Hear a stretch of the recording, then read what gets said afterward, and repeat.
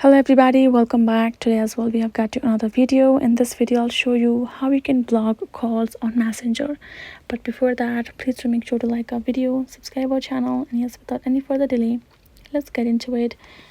For that, all you gotta do is simply first of all access your particular Messenger app on your mobile phone.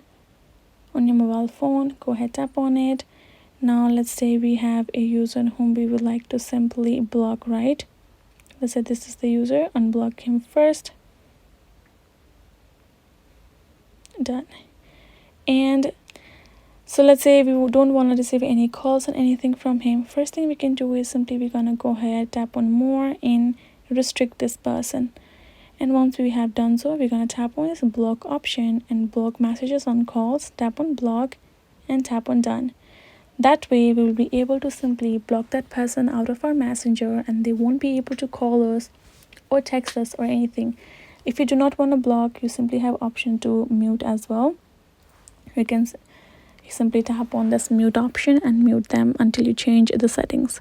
So those are the options for you to try. Hope this video was helpful to you all. Thank you so much for watching, and yes, I'll see you guys in our next video.